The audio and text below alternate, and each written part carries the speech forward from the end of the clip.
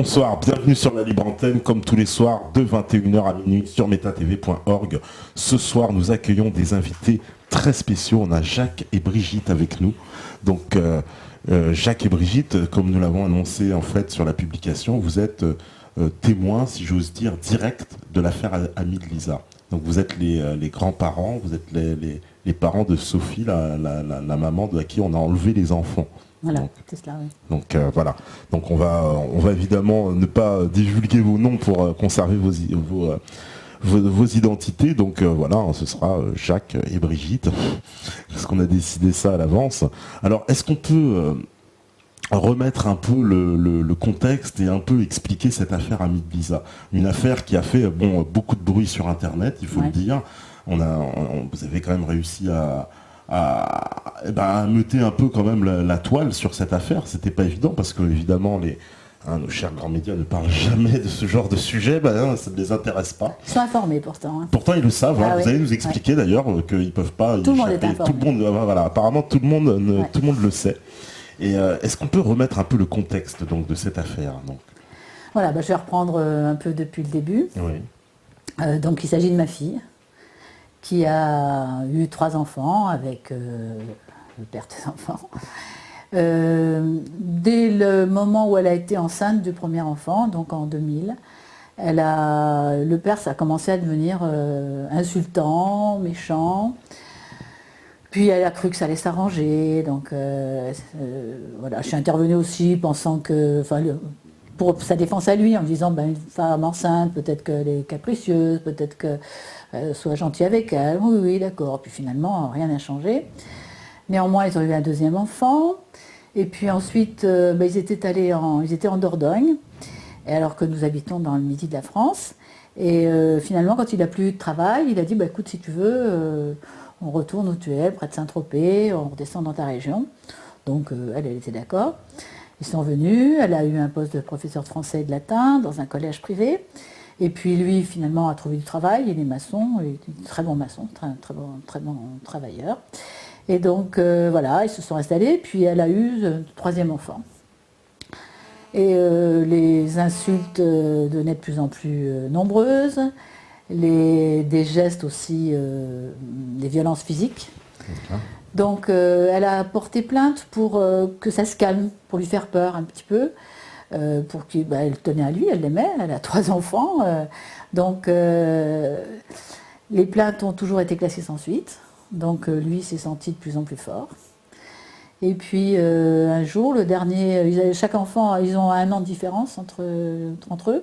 Elle les a tous les 3 nourris à l'été. Et puis quand le 3e avait 7 mois, c'était donc en février 2005, un soir, il rentre, un vendredi soir, et il fait une histoire, il crée encore une histoire. Et puis il lui dit, puisque c'est comme ça, je m'en vais. Et puis il prend un sac de voyage, il met des vêtements dedans, et il s'en va. Moi, j'habitais à 100 km de là, ma fille m'appelle, et elle me dit, il est parti. Je dis, comment il est parti? Elle dit, oui, il a quitté la maison. Je dis, ah bon? Je ne comprenais pas. Et puis, je me suis dit, à la limite, tant mieux, parce qu'elle ne pouvait pas le quitter.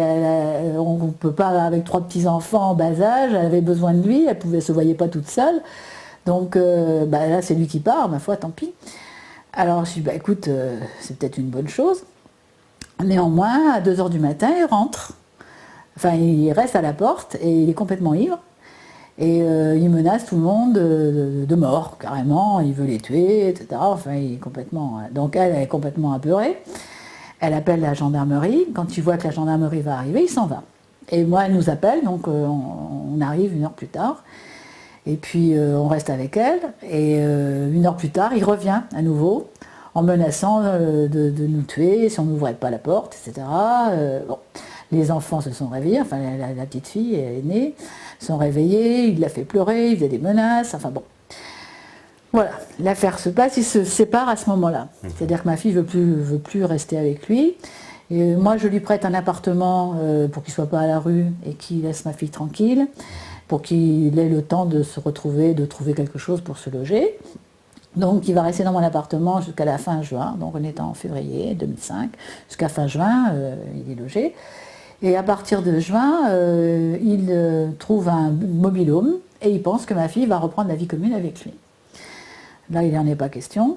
Et donc, fin juin, il retourne dans la maison où elle est avec les enfants. Il s'installe carrément. Et elle voit qu'elle va pouvoir rien faire. Elle arrive à lui faire partir pour faire des courses. Pendant ce temps-là, elle m'appelle en me disant, voilà, il ne veut plus partir d'ici, qu'est-ce que je fais? Je dis, bah, écoute, tu n'as qu'une seule chose à faire, tu prends un biberon, une couche et tu pars avec tes 3 enfants. Parce qu'il était de nouveau menaçant, puis il allait la violer, ça c'était clair. Donc elle est partie, elle est allée à la gendarmerie.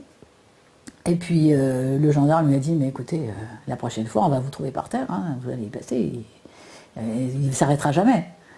Donc quittez-le, vous n'avez que ça à faire. Donc moi je suis venue avec mon mari la chercher à 11h du soir. Et puis voilà, on l'a hébergée, etc. Au mois de septembre, elle pensait pouvoir récupérer sa maison. Et lui, il avait subtilisé la clé à la femme de ménage qui était venue faire les travaux. Et il s'était installé de nouveau dans la maison. Donc elle arrive avec ses 3 enfants et impossible de rester. Elle est repartie.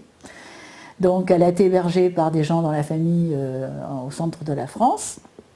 Et puis finalement, quand il s'est aperçu que elle ne revenait plus, il lui a dit, bon, en fin janvier 2006, il lui a dit, bah écoute, voilà, j'ai trouvé quelque chose, tu peux revenir. Donc elle est revenue. Entre-temps, il y a eu elle avait saisi le juge aux affaires familiales pour qu'il ait un droit de visite et d'hébergement et pour qu'elle ait aussi une pension alimentaire. Donc elle a obtenu tout ça. Et comme elle n'habitait plus dans le Midi, le juge lui avait donné 3 semaines de vacances pour le père, pour les vacances de Noël. Ma fille était un peu gênée parce que le petit, qui avait 7 mois au moment où le père est parti, arrivé fin décembre, il avait plus de souvenir du tout de son père. 3 semaines séparées de sa maman alors qu'en plus elle l'allaitait. Elle a demandé à la juge de ne pas faire ça, la juge n'a rien voulu entendre. Donc elle a essayé de s'entendre avec le père pour qu'il ne prenne pas l'enfant si longtemps sans elle. Il a fini par accepter avec beaucoup de difficultés qu'elle vienne, donc il prenait les 2 aînés, et elle est venue, elle est allée le voir où il était en Dordogne pour les vacances, avec le 3e, qui était un bébé, qui avait à peine 1 an. Et là, elle n'a pas trouvé d'hôtel pour passer la nuit. Donc il lui a dit, bah écoute, t'as qu'à y rester ici dans la maison, il a une maison avec un étage, tu n'as qu'à dormir là dans le salon et pas de problème. Finalement, à 3h du matin, il a voulu la violer. Donc là, c'était un sacré choc, elle s'est débattue pendant 20 minutes. Finalement, le lendemain, elle est restée toute seule, elle s'est demandé ce qu'elle devait faire. Puis elle s'est dit, quand même, faut que ça s'arrête. Donc elle a porté plainte pour que ça s'arrête et puis que ça ne puisse pas se reporter sur d'autres personnes non plus.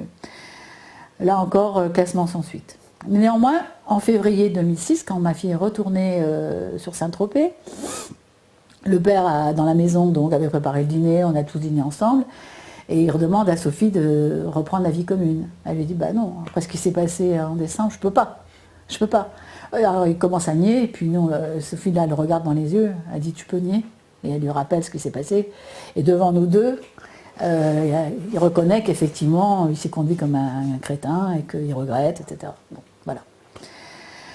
Là-dessus, le temps passe. Il peut voir les enfants un week-end sur 2. Ma fille, de toute façon, parfois, quand elle a besoin de faire garder ses enfants, elle propose d'abord au père s'il les veut. Donc ça se passe bien.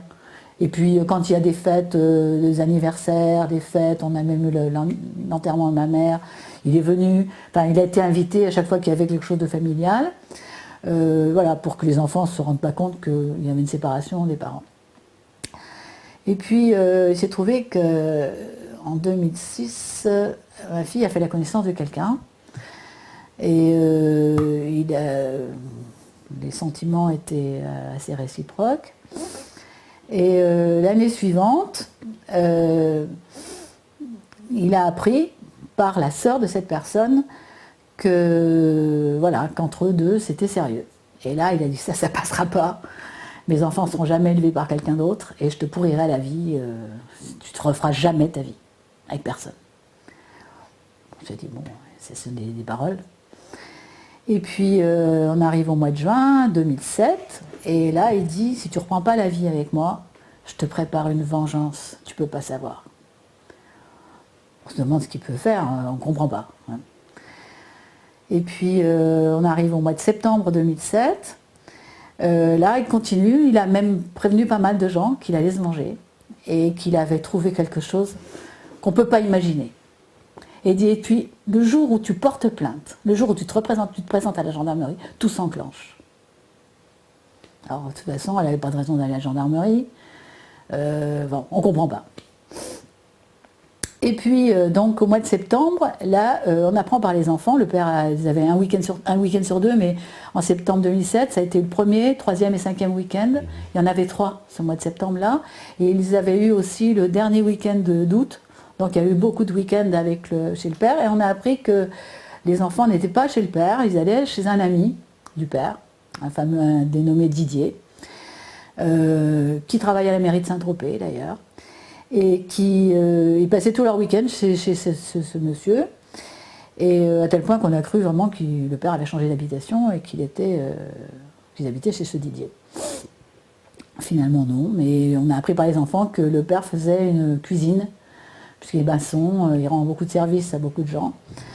Et donc voilà, il leur faisait une cuisine, donc il travaillait là tous les week-ends. On arrive au 7 octobre 2007. Les enfants vont chez le père du samedi 14h jusqu'au dimanche 19h. Les trois enfants rentrent chez leur père. Seulement les 2 garçons reviennent et la petite fille est gardée dans les bras par le père. Ok. Et puis elle revient. Elle reste en bas, on a un escalier, elle revient, elle ne veut pas rentrer. On dit, mais Margot, qu'est-ce qu'il y a Elle monte l'escalier et là, surprise, on la voit dans un état Elle était prostrée. prostré, état de choc. Les yeux globuleux, les yeux sortis des orbites, des poches sous les yeux, les cheveux complètement tout ébouriffés, regard fixe, bouche ouverte, elle ne bouge plus. Vraiment, ça fait un choc. Hein. Et donc ma fille lui dit, mais Margot, qu'est-ce que tu as? Qu'est-ce qu'il y a? Et là, la petite va se mettre dans les bras de sa mère. Et ce qu'elle ne fait pas, elle n'était pas plus trop de câlins, mais là, elle reste blottie dans les bras de sa mère. Et qui lui dit, ben Margot, qu'est-ce qui s'est passé? Vous étiez chez Didier? Oui. Et il est gentil, Didier? Non. Et il est gentil avec les enfants? Non. Bon, elle n'ose pas trop poser de questions. Et puis après un petit câlin avec sa maman, la petite veut prendre un classeur en plastique. Elle prend un stylo indélébile et là elle fait un dessin. Là elle met Margot au centre, elle écrit Margot, elle rentre en CP, elle savait commencer à savoir écrire. Elle a fait autour un cercle avec 4 cœurs en angle. Sous ce dessin, elle a fait une montagne, avec le sommet qui rentre dans Margot. Et puis elle fait une montagne avec la pointe en bas au-dessus d'elle. Et là, elle nous dit, ce qui rentre dans Margot, c'est papa, et au-dessus, c'est maman. On ne comprend pas le dessin, là, à ce moment-là. Les enfants, la nuit, font un énorme cauchemar. Ils hurlent, ils n'arrivent pas à dormir. Enfin bon, on est assez étonnés. Le lendemain matin, les garçons disent à leur mère que, finalement, Didier a embrassé Margot sur la bouche à la plage. Que papa était là et qu'il n'a rien dit. Donc, je vais avec les 3 enfants voir un médecin traitant des enfants qui a l'habitude d'eux, pour qu'elle les interroge. On ne voulait pas nous le faire, on n'est pas des professionnels, donc on voulait que ce soit des professionnels qui s'occupent de ça. Donc on va voir le médecin qui s'aperçoit que tous les 3 sont en état de choc, assez grave, et qui donne 3 semaines d'arrêt d'école pour chacun, qui donne, sachant qu'il y avait 2 semaines de vacances qui allaient suivre ces 3 semaines, on arrivait aux vacances de la Toussaint, donc pour qu'ils soient avec leur maman, pour qu'ils soient... Alors, nous on ne voulait pas d'arrêt d'école pour la petite, elle commençait son CP depuis 1 mois, donc 1 mois et demi. Bon bah là, si, arrêt. Elle lui demande de faire un test HIV, donc elle avait des doutes. Et ensuite, elle demande aussi qu'il y ait une ordonnance pour qu'il y ait une aide familiale pendant 6 mois pour que la maman puisse passer tout son temps avec les enfants pour les remettre de leur traumatisme, on ne sait pas encore lequel. À part le baiser sur la bouche qu'ils avaient réitéré auprès du médecin. Ma fille prend rendez-vous néanmoins avec un psychologue. Donc elle a rendez-vous, cette psychologue n'est pas libre, elle a rendez-vous que le mercredi. Donc on était le 7, 8, 9, mercredi 10 octobre. Et donc rendez-vous en début d'après-midi avec les enfants. Là-dessus, avant ça, ma fille est allée voir, on avait appris par le père qu'il jouait au foot avec les gendarmes de Grimaud. Donc préfère ne pas tomber sur eux. Normalement, c'était eux qui étaient compétents pour recevoir une plainte. Donc elle est allée à Toulon pour dire qu'elle aurait peut-être éventuellement quelque chose à faire.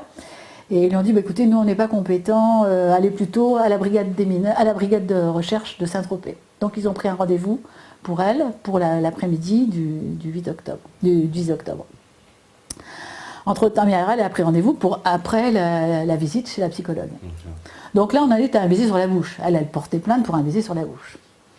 Chez la psychologue, ça dure 1 heure. Elle, donc, à travers des jeux, à travers des paroles, des non-dits, etc., on découvre finalement que, effectivement, les garçons répètent que Didier a embrassé Margot sur la bouche. Et puis, on apprend que Didier a mis son zizi dans la bouche de Margot. Enfin, Margot dit ça. Enfin, Margot était très et sur où son sexe, on ne sait pas. J'étais dans le cabinet de cette psychologue et Margot ne voulait pas parler. Pas dans le micro. Margot ne voulait pas parler, elle était également très très contractée. Et c'est la psychologue qui a proposé à Margot, mais Margot, est-ce que tu veux parler à quelqu'un? Tu veux parler à ton grand-père? Alors Margot a dit oui. Alors je suis sorti dans la rue avec Margot, en la prenant dans les bras.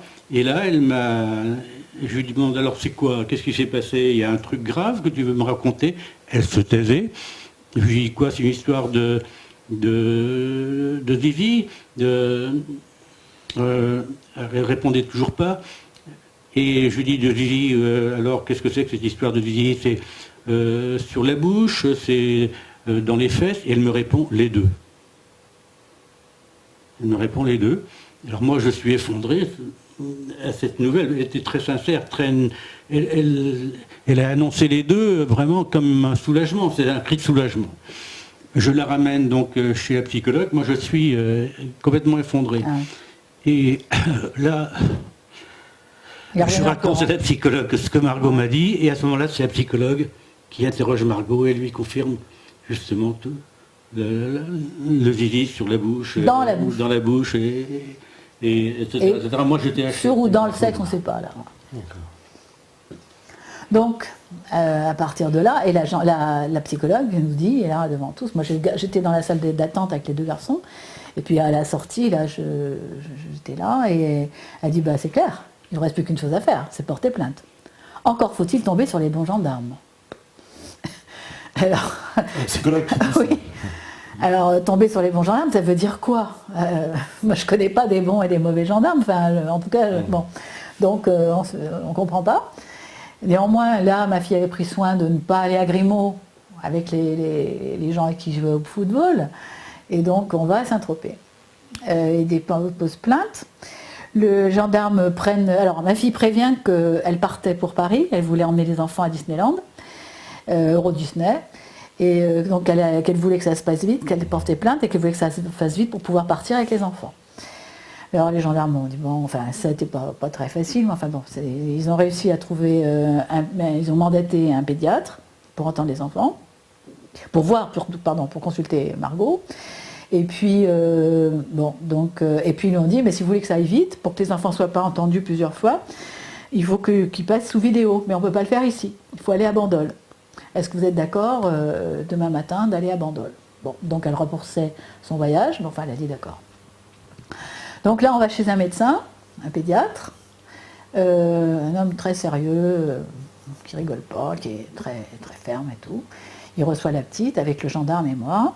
La petite hurle, impossible de la consulter et tout, mais enfin, il fallait vérifier s'il y avait l'hymen ou pas. Donc très rapidement, il regarde, l'hymen y est, donc voilà. Et lui, il va faire un certificat, enfin il va donc faire un rapport rapide pour dire qu'il n'y a pas de viol avéré, mais qu'en revanche l'état de la petite est très troublé, un état psycho-affectif très troublé, et qu'il lui donne 8 jours d'ITT. D'accord. Ouais. Voilà. Alors 8 jours d'ITT, il faut savoir que ça veut dire qu'il y a une agression par un tiers, qu'on reconnaît qu'il y a une agression par un tiers. Je veux dire que si vous êtes malade par vous-même, vous aurez un arrêt de travail, mais s'il y a une agression, pour pouvoir avoir des dommages et intérêts, on vous donne une ITT. Donc là, il lui donne 8 jours d'ITT, donc il reconnaît qu'il y a une agression. Et il dit, avant de partir, aux gendarmes et à moi-même, il dit attention, lisez bien mon certificat. Ce n'est pas parce que je n'ai pas vu de traces qu'il n'y a rien eu. Vu l'état de la petite, elle a subi quelque chose. Voilà. Donc on sort de là, et le lendemain, on doit retourner, on doit aller donc à Bandol, à 1 heure de route, 1h30 de route. Là-dessus, en partant de chez la gendarmerie, ma fille s'arrête, parce qu'elle n'était pas allée voir, elle n'a pas vu le médecin, le pédiatre. Donc elle s'arrête, elle me dit je veux aller voir le pédiatre qui a vu Margot pour savoir ce qu'il en pense.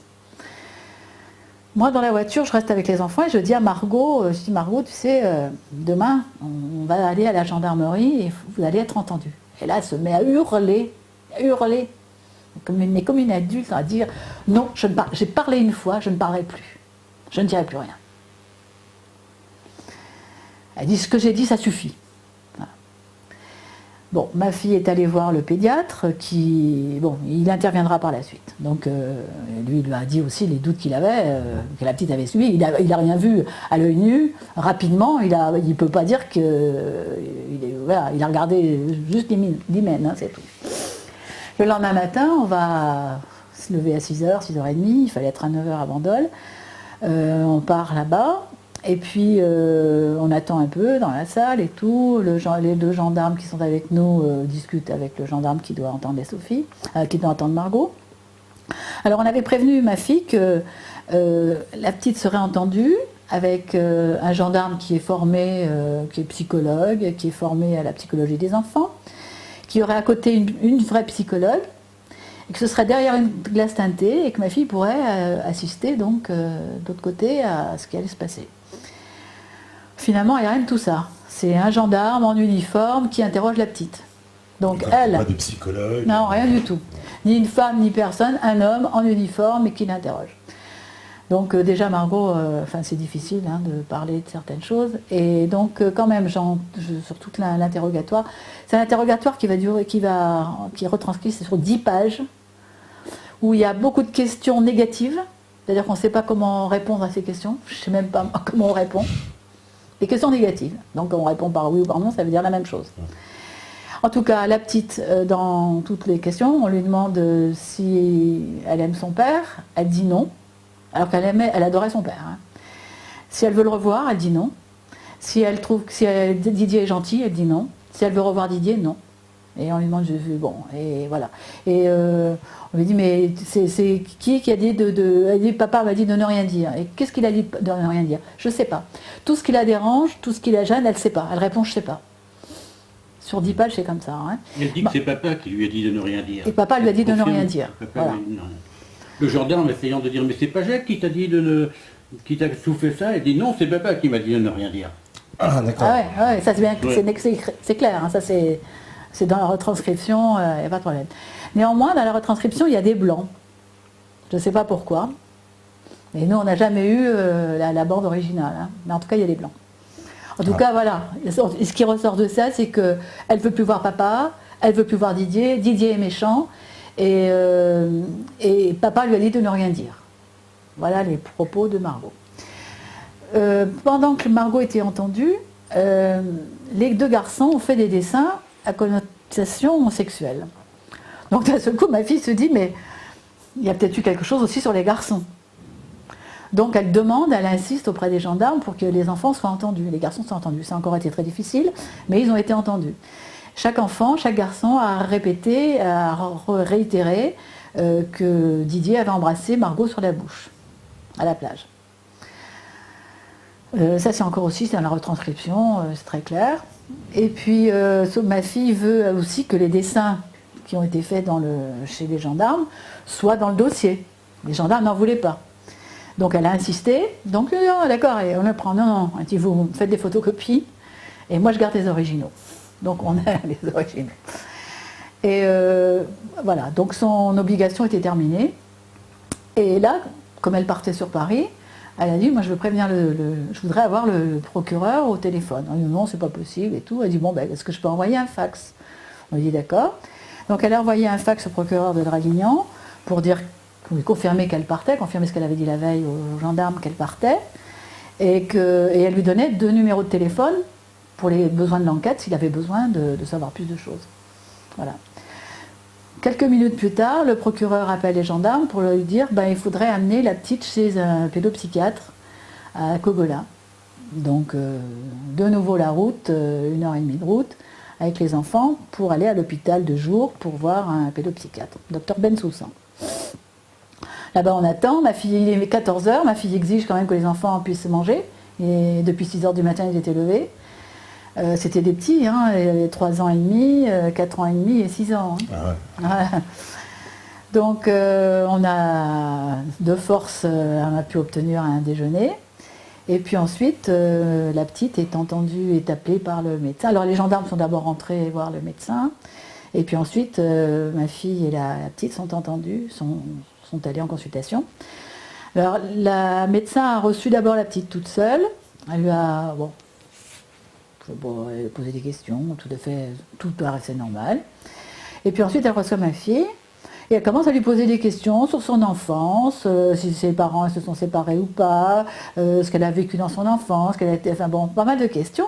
Ma fille dit, excusez-moi, mais vous êtes qui? Et quel est votre mandat? Ah, excusez-moi, j'aurais dû me présenter, effectivement, Dr Bensoussan. Voilà, effectivement, je dois interroger votre fille, mais je peux aussi vous interroger si vous le voulez bien. Elle dit, non. Vu la façon dont ça se passe, non. Mais je suis là pour ma fille. C'est elle qui a des problèmes. Elle dit, bon, d'accord. Alors elle a rappelé la petite. Puis elle dit, alors Margot, ça va? Alors Margot dit, oui. Oui, il ne s'est rien passé, tout va bien. D'accord.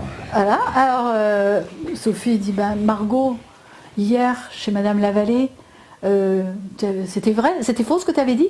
Elle dit, non, c'était vrai. Alors là, le pédiatre dit, bon, écoutez, ok, elle est un peu fatiguée, vous êtes levé tôt, etc. Je veux la revoir, on va arrêter là, mais je veux la revoir pour approfondir la situation. Donc, elles ressortent, toutes les deux, et puis on attend, les gendarmes rentrent à nouveau. On attend encore une vingtaine de minutes dehors, et les enfants, les garçons couraient partout, c'était très difficile à tenir.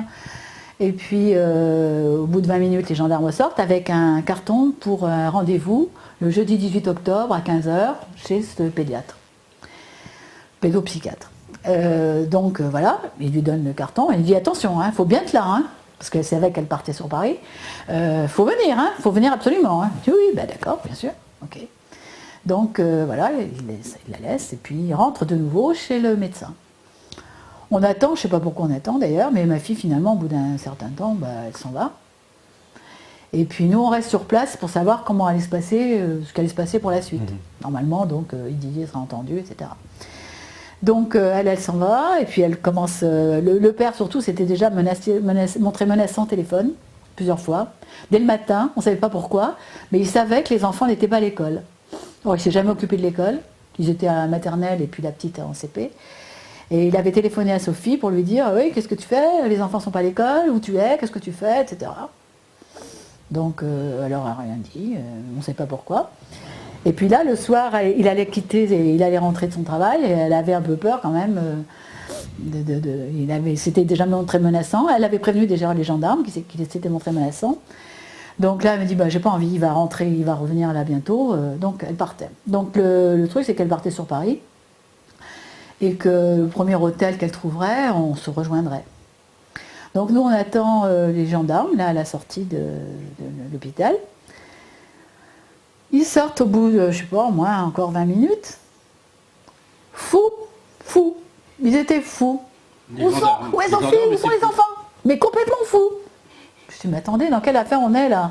Oh ouais, où elle est? Où sont les enfants? Elle est partie. Mais elle aggrave son cas. Je dis, mais attendez, mais on n'est pas Mesrine, nous, qu'est-ce qui se passe?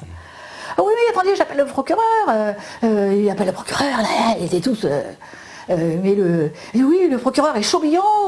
Je dis, mais attendez, mais calmez-vous. Qu'est-ce qui se passe? Alors, finalement, il se calme et puis il dit, bon, écoutez.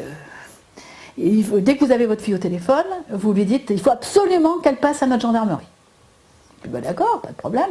Je dis de toute façon c'est bien. Je dis moi j'habitais à Toulon, elle est à Saint-Tropez.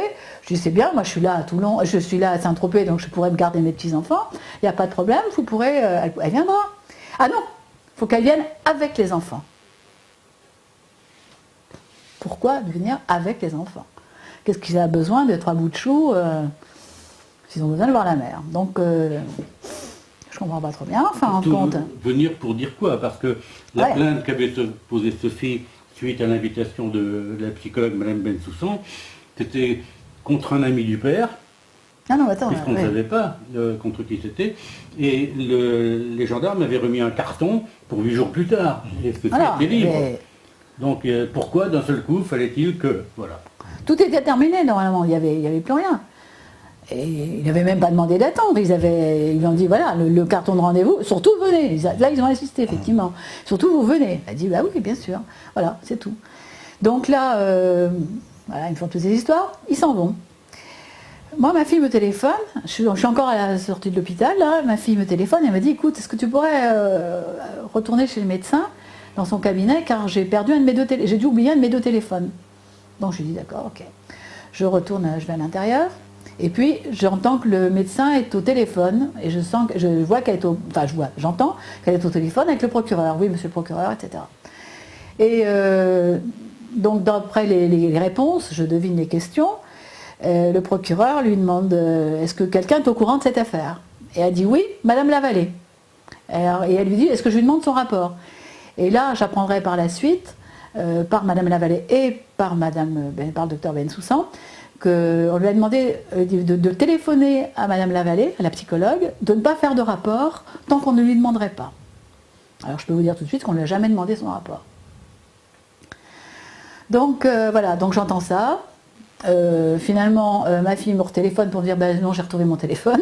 Donc j'ai entendu cette conversation. C'est à côté du destin, si j'ose dire. Voilà. Donc on rentre chez nous, pas très loin de là. Et puis 1 heure plus tard, les gendarmes me téléphonent en me disant on peut venir vous voir? Je dis bah oui. Finalement, ils sonnent, ils étaient en bas de chez moi quand ils ont demandé ça. Ils viennent fouiller mes 2 appartements, sans mandat, et puis ils s'assoient et ils me disent on ne partira pas d'ici tant qu'on ne saura pas où est votre fille. Je sais pas, je m'en fous. Hein. Donc ok, d'accord, voilà, restez. 20 minutes plus tard, ma fille me téléphone et me dit je suis à l'hostellerie de la Sainte-Baume, à Saint-Maximin. On a trouvé 2 chambres pour la nuit, etc. Donc on dit bon bah d'accord. Et moi je répète tout fort, mais de toute façon ils étaient tellement insistants et je voulais pas leur cacher de choses. Je répète tout fort, hostellerie de la Sainte-Baume. Eux immédiatement, les 2 gendarmes immédiatement téléphonent à des collègues pour vous dire hostellerie de la Sainte-Baume, etc. Et puis 10 minutes, il reste toujours sur place, il reste là. 10 minutes plus tard, une religieuse. Alors, il faut savoir que l'hostellerie de la Sainte-Baume, c'est un hôtel qui est au pied de la grotte où Marie-Madeleine serait venue en France à l'époque de Jésus. Et donc, cette hostellerie, c'est un hôtel, hein, un hôtel-restaurant, qui est tenu par des religieux, soit par des femmes, soit par des hommes. Là, en l'occurrence, c'était des religieuses. Actuellement, ce sont des bénédictins, etc. Donc là, une religieuse me téléphone et veut me demander à quelle heure on vient pour le dîner, tous les 2 avec nos bagages. J'ai pas le temps de répondre. Le gendarme, le manchec, m'arrache le téléphone et dit aux religieuses ma sœur, la personne que vous avez, Sophie Julie que vous avez chez vous, est recherchée par toutes les polices de France. Elle est en fuite. Elle est recherchée, elle est en fuite avec ses enfants. Il faut vous la maintenir sur place. vous téléphonez à la gendarmerie locale donc, pour dire qu'elle est chez vous, et on arrive. Il dit ça alors qu'il lui avait remis 2 heures plus tôt un carton pour venir 8 jours plus tard. Ouais. Ce gendarme. Ouais. Bon. Et alors, j'ai pas pu répondre, voilà, il a raccroché le téléphone. Et là, il demande à Jack de les accompagner à la stellerie de la Sainte-Baume pour venir. Alors Jack demande pourquoi, il dit pour ramener la voiture de Sophie. Non, c'est pas tout à fait comme ça. Il me dit vous venez avec nous, vous venez avec moi. Avec nous, puisqu'il y avait 2 gendarmes, le Manchac et 2 rames. C'est un couple de gendarmes qui ont participé donc au départ à toute l'affaire. Ils ont participé à toute l'affaire, notamment ce sont eux qui nous ont emmenés voir la brigade spécialisée pour auditionner les enfants, ce sont eux qui nous ont emmenés ensuite chez le docteur Bensoussan. C'est eux encore qui là me demandent de les accompagner, de venir avec eux jusqu'à la Sainte-Baume, là où était Sophie. Et en route, je leur demande mais pourquoi vous voulez vous m'emmenez pourquoi il y a une raison, c'est pour ramener sa voiture. Attendez, là, non, c'est possible. C'est pour ça, mais aussi parce que quand on enlève les enfants à une maman, elle devient folle ou elle se suicide. Alors, l'internement est nécessaire. Et si le maire ne veut pas signer, ce serait pour que vous signiez. Est-ce que vous êtes d'accord? Alors là, j'ai attendez. Vous lui avez remis un carton il y a 2 heures, comme quoi elle était attendue dans 8 jours, tout allait très bien, vous voyez bien qu'elle n'est pas folle et qu'elle va très bien. Pourquoi voulez-vous lui enlever ses enfants? Ah, là, on vous expliquera, il me laissait entendre que c'était le procureur, sans me le dire directement. Et donc, on continue la route, et le jeune gendarme qui conduisait dit, c'est bizarre, c'est la 2e maman à qui on enlève les enfants. Alors le gendarme dit attends, tais-toi, n'importe quoi, etc. Le gendarme le manchait. Et puis on continue et on arrive donc ensuite à la Sainte-Baume. À la Sainte-Baume, je suis coincé dans la voiture, je dis au gendarme, attendez, je suis à l'arrière, la porte ne peut pas s'ouvrir. Je dis au gendarme, mais attendez, j'ai envie de pisser, il faudrait peut-être m'ouvrir la porte, etc. Attendez, bougez pas, on attend un petit peu, on va venir vous chercher tout à l'heure. Alors j'attends un petit peu, 5 minutes après, je suis introduit dans l'auberge de la Sainte-Baume, dans une salle c'est une salle de petit déjeuner, mais qui était transformée en chapelle. Et là, il y avait la table d'hôtel, c'était les tables de restaurant, qui étaient alignées avec une nappe toute blanche sur cette nappe, Sophie tout en blanc, assise au milieu, et 11 gendarmes qui se mettent devant elle, habillés tout en noir. C'était impressionnant parce qu'il y avait un spot qui éclairait Sophie et un grand crucifix derrière elle. Et Sophie qui écarte les mains en lui. Quand les gendarmes lui disent voilà, on a ordre du procureur de mettre les enfants à l'abri, ça durera 24-48 heures, c'est pour les mettre à l'abri, sous-entendu du père, sans dire que c'était du père. Et Sophie qui les invite, prenez le café avec moi, voyons ça, etc. A priori, je ne sais pas comment le gendarme aurait pu avoir un papier du procureur pour ordonner justement l'enlèvement, mais enfin, il laisse entendre à Sophie que ses enfants vont être mis à l'abri et qu'elle les retrouvera dans les 24-48 heures. Alors, à partir de là, ce moment vraiment marquant, je dirais très impressionnant, qui a impressionné tout le monde, les sœurs comme les gendarmes. Les gendarmes étaient tellement impressionnés d'ailleurs qu'ils disent ça s'est bien passé, c'est formidable, etc. J'aurais pas cru, enfin comme si on pouvait croire autre chose de Sophie, qui est une femme d'un cartésianisme parfait, d'une attention parfaite. Et il me dit bon, alors maintenant les enfants vous les reverrez dans 24-48 heures. Et je dis attendez. Oui, le procureur n'autorise pas que la maman revoie ses enfants. Ils avaient été écartés, mis dans une pièce à part. Alors je dis, écoutez, non, là, c'est pas sérieux. Si c'est pour les mettre à l'abri du père, il faut au moins que la maman puisse dire au revoir à ses enfants.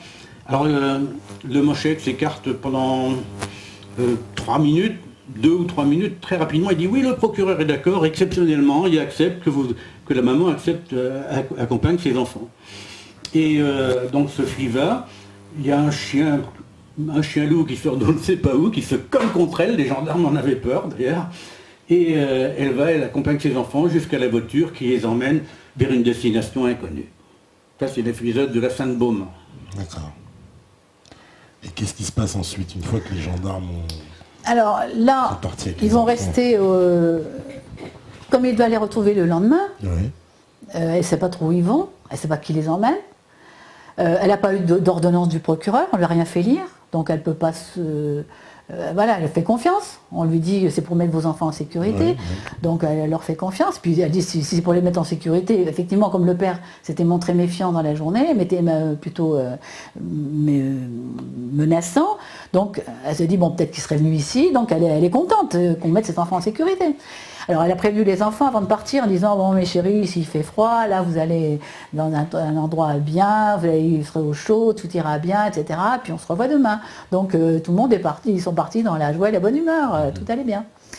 Et puis elle, donc, sachant qu'elle allait les retrouver le lendemain, ils sont restés sur place, parce qu'ils avaient, c'était réservé pour nous, et ils restent sur place. Et puis dans la nuit, il se trouve que... Oui, alors là, je dirais, c'est un épiphénomène. Les sœurs acceptent que je dorme sur place parce qu'elles préviennent les gendarmes, mais c'était pas ça qui était prévu, disent-elles aux gendarmes. Oui, oui, mais il peut quand même coucher sur place, s'il peut, le grand-père peut dormir sur place. C'était dans la continuité de ce qu'ils nous avaient laissé entendre, que les enfants allaient être rendus le lendemain. Le ou le lendemain, lendemain, ouais. voilà. Donc, on a une chambre, la chambre 53, au premier étage, chacun son petit lit. Et à 0h53, parce qu'on a regardé l'heure du matin, quelqu'un essaie de rentrer dans la chambre. Alors, Sophie me dit, Jacques, alors je saute, je vais à la porte, c'était fermé au verrou. J'enlève le verrou, j'ouvre la porte, la minuterie était allumée, la porte battante qui descend au rez-de-chaussée, la porte battait encore. Mais je ne vois rien de spécial. Et seulement le lendemain matin, je vois un homme qui me dit, alors mon père, qu'est-ce que vous faites là? Je raconte, je ne suis pas mon père, je suis là, je ne suis pas mon père. Là, je dis, je reste 24-48 heures, je ne sais pas combien de temps, pour une affaire personnelle. Et je dis, et vous? Alors il me dit, bah moi je suis venu prendre l'air là, parce que c'est la Sainte-Baume, c'est vraiment un endroit merveilleux, agréable pour respirer et tout. Bah, je dis, écoutez, si vous voulez, on va faire un tour en montagne ensemble jusqu'à la grotte qui est beaucoup plus haut. La grotte est de 200-300 mètres au-dessus. Ah, dit, ah non, là, je peux pas parce qu'il me manque un poumon et je peux pas. Bon, voilà. On en est là, si vous voulez. Et cet épisode avec cet amant bleu, après, se complique un petit peu parce que je déjeune avec Sophie. Et je retrouve l'amant bleu, et je retrouve les sœurs de la Sainte-Baume, les sœurs qui accueillent, et je leur dis, écoutez, est-ce que je peux dormir la nuit prochaine, puisque les enfants vont être rendus dans 24-48 heures. Ah mais non, c'est pas possible, c'était pas prévu comme ça. Donc, attendez, c'était pas prévu comme ça, mais prévu ou pas prévu, est-ce que je peux dormir? Non, il n'en est pas question, alors que l'hôtellerie n'était pas pleine, hein, du tout. Hein. Alors je dis, bon, bah, écoutez, je suis très, très ennuyé, bon, bah, je vais trouver une autre solution, tant pis, c'est pas grave. Et nous partons avec Sophie, qui devait s'inscrire en Doctorat. de Cinéma. à Aix-en-Provence. C'est tout près d'Aix-en-Provence. Et partant sur la route, je trouve sur la route l'homme en bleu qui me dit...